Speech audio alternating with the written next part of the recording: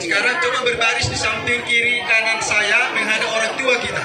Mari, menghadap orang tua, silakan balik kanan. Oke, silakan balik kanan. Nah, Bapak Ibu, saudara-saudara terkasih, mereka adalah bagian dari keluarga. Karena itu, didiklah mereka sesuai dengan ajaran dan agama kita masing-masing. Sekarang, keprihatinan kita ialah mereka anak-anak sering diracuni oleh medsos yang tidak baik. Salah satu apa, Bapak Ibu, saudara-saudari, dengan berseliweran TikTok yang tidak mendiri. Tahu kalian TikTok? Siapa kenal Raffi Ahmad? Siapa tahu Raffi Ahmad? Siapa tahu? Siapa kenal? Siapa kenal Ariel? Siapa kenal Ariel? Ada yang kenal Ariel. Siapa yang tahu Santo Fransiskus? Lumayan tahu juga. Nah, ini permintaan kami, saya mewakili para pastor di sini yang bersama dengan Bapak Ibu, jangan racuni mereka dengan hal-hal yang tidak baik. Saya tidak bisa membayangkan seorang ibu mengajar anak-anak dengan TikTok yang tidak baik di medsos ada itu. TikTok apa?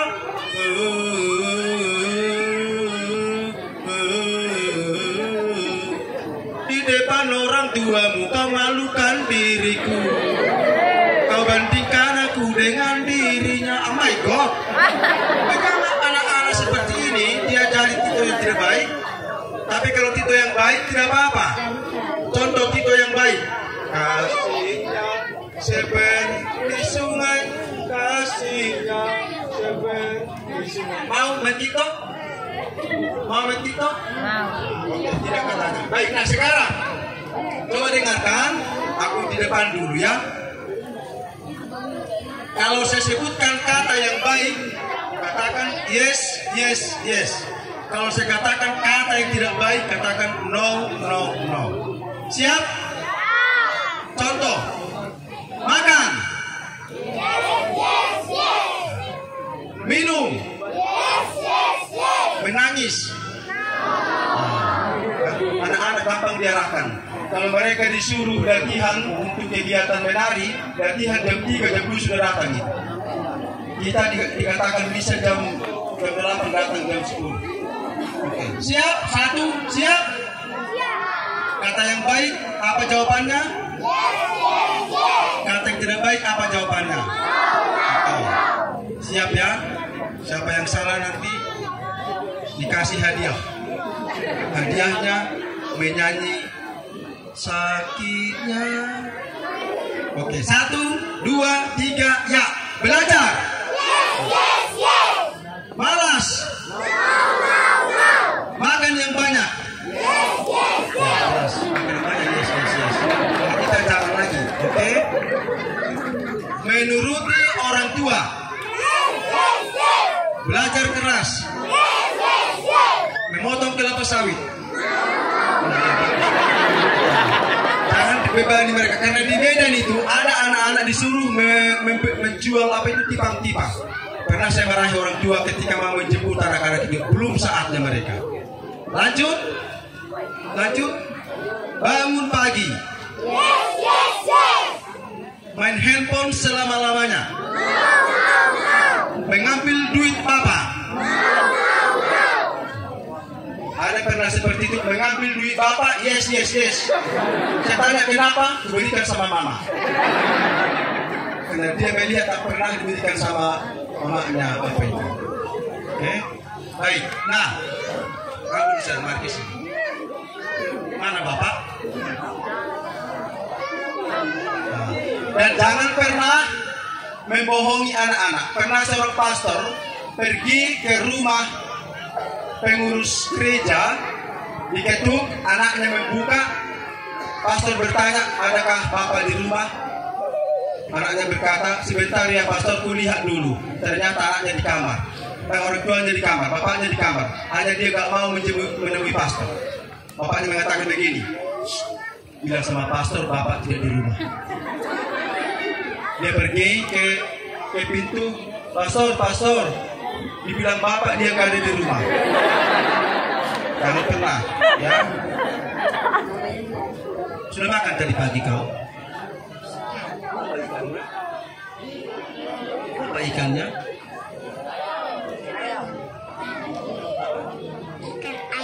Ikan ayam katanya. Berarti kualitas makanan di rumah lebih besar daripada yang di sini. Ayam katanya, bukan? Oke, silakan kembali ya. Baik. Oke, kita main TikTok dulu. Boleh dibawa ke sini apa mic ini? Kaki mic ini untuk meletakkan. Ya. Main TikTok ya. Siap? Nah, sebelum datang itu kita mau berkor dulu. Ini suara satu, dari sini suara satu, dari sini ke sini suara dua, dari sini ke sini suara tiga. Suara satu siapa? Suara satu, suara dua, suara tiga. Suara satu, saya dirijen. Tahu dirijen? Ya, suara satu kalau saya angkat tangan saya katakan dang. Suara dua, duk. Suara tiga, jazz. Itu ya.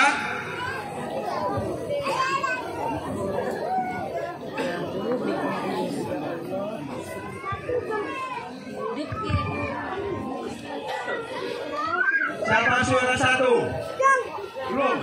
Siapa suara satu? Suara dua? Suara tiga? Oke, suara satu kalau saya angkat tangan saya katakan dang. Suara dua, dut. Suara tiga, jazz. Contoh ya. Ayo suara satu. Sudah makan tadi? Nah, suara satu kalau saya angkat tangan saya dang, dut, jazz. Satu, dua, tiga. Contoh dulu. Kau usah angkat tanganmu. Kau usah semua dirijen. Cukup satu. Kalau semua dirijen kacau kita. Oke? Saya kuah-kuahnya. Suara satu, suara dua, suara tiga. Siap? Kia suara satu? Siap suara satu? Siap suara dua? Siap suara tiga? Tahu siapa yang berdiri di sini? Siapa? Iya pastor, karena pernah terjadi begini Bapak Ibu. Dulu ada ya kisah solidaritas pengungsi Rohingya. Banyak demo di Medan, teman-teman kita Muslim bagus untuk memperjuangkan teman-teman yang ada di Rohingya. Nah, ketika demo terjadi, uskup menyuruh saya bertemu dengan para pendemo yang ada di Medan. Nah, ketika teman-teman Muslim masuk, mereka berkata begini, kami mengucapkan terima kasih karena perjuangan kami membela pengungsi Rohingya didukung oleh tokoh-tokoh agama. Semua pakai jubah, saya pakai jubah. Di sini ada pastor, dia tunjuk pendeta. Dan di sini ada biksu, dia tunjuk saya. Dan pastor pendeta berkata begini, pastor kita ganti status di Facebook. Nah, kemudian kami dipanggil keluar menjumpai pendemo, bukan bagus, tidak ada anarkis. Tapi satu pendemo berkata begini, itu biksu itu usir dari Indonesia. Disangka saya biksu bukan? Dan mereka bawa foto yang ada di Myanmar itu mirip dengan saya. Nah, kemudian satu komando berkata begini, harus Bapak ini menyampaikan statement kami ke Myanmar.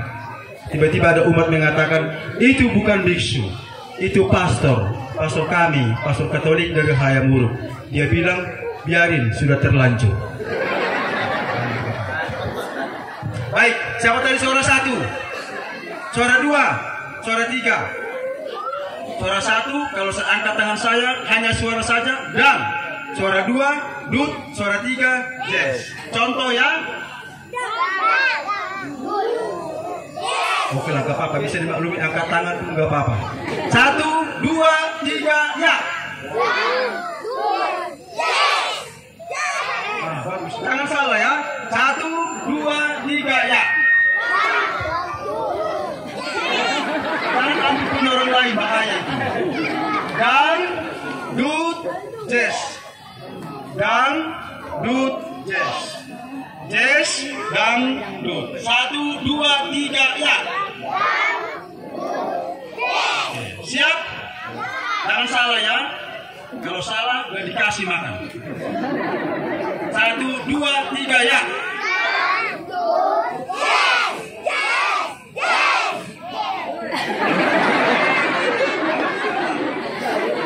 Itulah kalau kita sering, kenapa? Kalau kita sering latihan kor, Kata-kata di luar baru no. Jangan salah. Contoh, masih perlu contoh? Enggak lagi ya. 1, 2, 3 ya.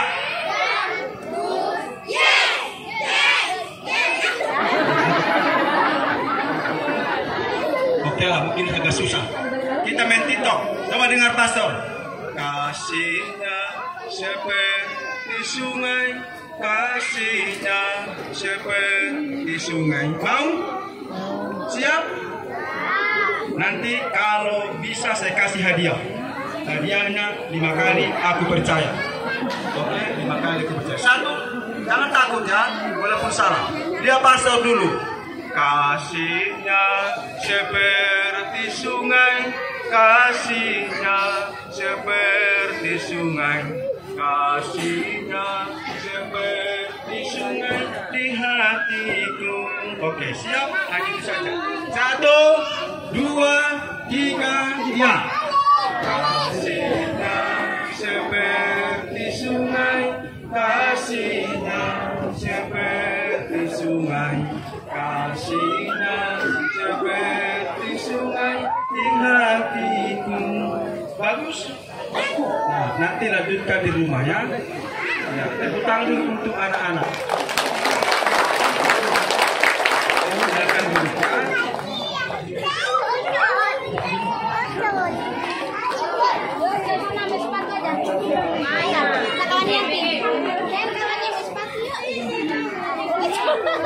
Baik Bapak Ibu, saudara-saudari terkasih, saya kira sebagian besar dari kita sudah mendengarkan video Bapak Uskup Monsinyur Cornel Sipayung tadi malam. Sudah? Saya tanya dulu, Bapak Uskup mengatakan di situ alasan kita bersukacita. Apa alasan kita bersukacita? Apa alasan kita bersukacita dalam video yang disampaikan Bapak Uskup tadi malam? Apa alasan kita bersukacita? Nanti saya tanya Bapak Uskup yang di Thailand sekarang. Alasan kita adalah saudara. Jadi kita yang hadir di sini adalah saudara. Saudara spiritnya adalah saya bagian dari yang lain. Dalam kitab suci dikatakan kalau ada saudara bersukacita, yang lain ikut merasakannya. Kalau ada saudara yang menderita, yang lain ikut mengalaminya. Santo Fransiskus senantiasa mengajak kita semua agar menjadi saudara bagi yang lain. Bahkan seperti kata Pastor Ridwan tadi, untuk alam semesta pun kita harus menjadi saudara. Seorang pendeta pernah berkata begini, kalau kita berbuat baik terhadap alam semesta akan berbuat 2 kali lebih baik daripada yang kita buat itu.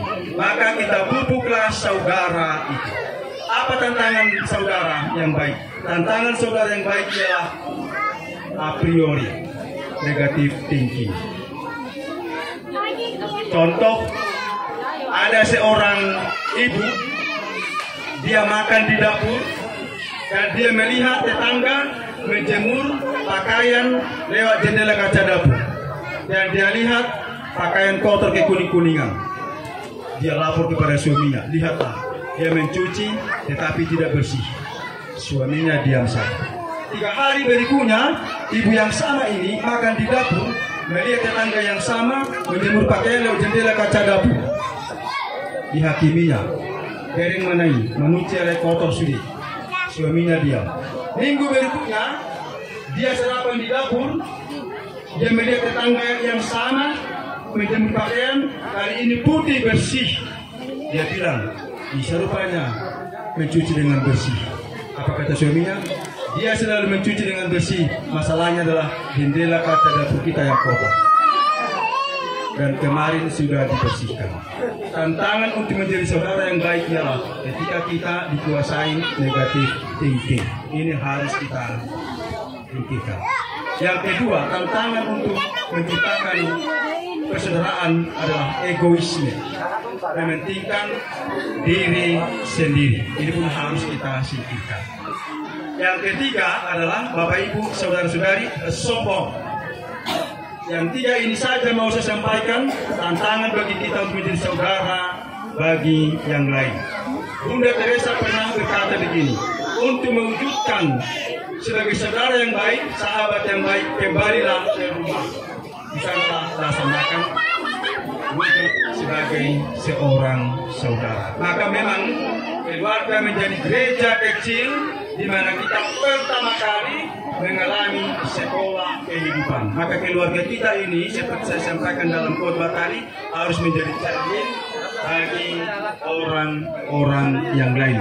Dalam keluarga kita mengalami semua suka dan duka, untung dan malang, sehat dan sakit.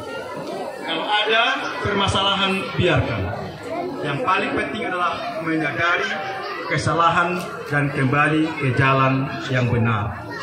Pernah seorang istri berkata begini kepada suaminya, ayo dulu belanja ke pajak. Apa kata suaminya? Gak mau saya, karena kalau kau belanja minimal 4 jam.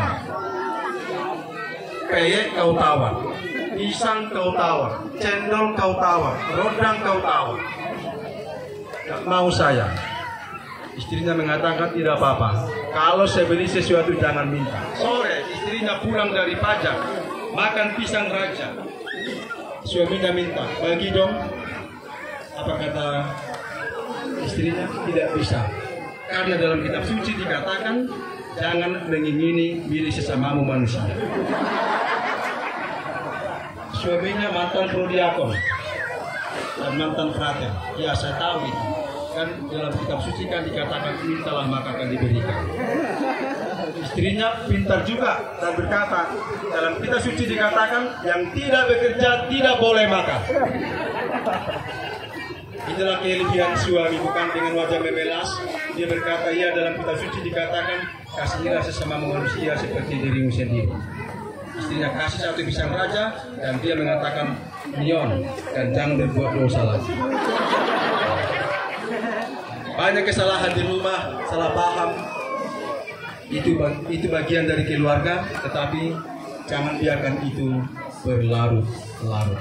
Sekali lagi, atas nama Bapak Uskup sudah menyampaikan wejangan tadi malam, atas nama Provinsial Ordo Kapusin Medan, saya menyampaikan selamat pesta untuk kita semua, bersukacitalah, bergembiralah, seperti kata Pastor Raymond tadi. Bukan hanya pada saat seperti ini kita menjadi saudara atau bergembira, mungkin akan ada nanti program berkesinambungan untuk menciptakan kegembiraan, sukacita, dan saudara bagi kita.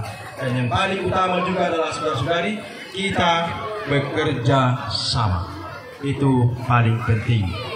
Ada 5 karyawan keuskupan yang bekerja di kebun, diutus oleh Bapak Uskup, 5 orang yang terbaik dalam rangka 25 tahun mengabdi, pergi ke Bali. Pernah ke Bali? Nantilah. Mereka menginap di hotel lantai 9. Hotel lantai 9 dan mereka menyewa 1 kamar saja. Taulah orang dari sini kalau pergi ke Bali kesempatan shopping, makan dan segala macam semua di raup. Sore ketika mereka mau naik ke lantai 9, lift rusak, elevator rusak. Terpaksa mereka jalan kaki dalam kondisi letih, tapi mereka pintar membagi tugas kerjasama. Yang pertama bernyanyi dari lantai 1 sampai lantai 2. Yang kedua menceritakan humor-humor lantai 2 sampai lantai 3 sampai 4. Yang ketiga menceritakan tentang pekerjaan 5 sampai 6. Yang keempat menceritakan keluarga 7 sampai 8. Yang kelima menceritakan yang sedih-sedih. Tidak masalah sudah sampai di atas. Yang pertama bernyanyi lagunya Via Valen. Tahu Via Valen? Meraih Bintang. Versi rohani lagunya begini. Di saat ku buka mata, di saat ku hela nafas, puji syukur ku panjatkan, kau berikan kehidupan. Yo yo ayo, yo ayo yo yo ayo, yo ayo yo yo ayo, ayo baca kitab suci tiap hari. Yo ayo. Bagus suara saya itu. Ya, tepuk tanganlah dulu. Saya latihan tadi malam sampai jam 3 dini hari. sampai di lantai 2 tidak terasa. Yang kedua menceritakan humor-humor sampai di lantai 4 tidak terasa. Yang ketiga menceritakan pekerjaan, lantai 6 tidak terasa. Yang keempat menceritakan tentang keluarga, lantai 8 tidak terasa. Kemudian mereka berkata kepada yang terakhir, terserah kau, sesedih apapun ceritamu tidak masalah. Sudah sampai di atas tinggal mandi dan tidur. Dia bilang, maaf, kunci hotel ketinggalan di mobil. Tapi mereka tidak marah. Mereka turun lagi mengambil kunci itu dan mereka kerjasama kembali. Ini Bapak Ibu Saudara-saudari bukanlah hal yang gampang mengumpulkan orang 400. Membicarakan biaya-biaya, konsumsi dengan segala macam, pertandingan bukan hal yang gampang, susah. Tapi karena kita kerjasama, semua itu bisa dilaksanakan dengan baik.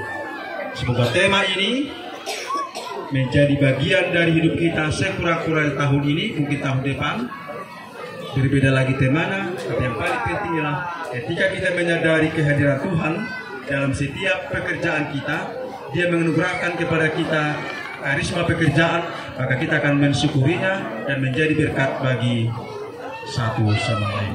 Dan terakhir paling penting ini, tahu paling penting, saya tunggu undangan tahun depan.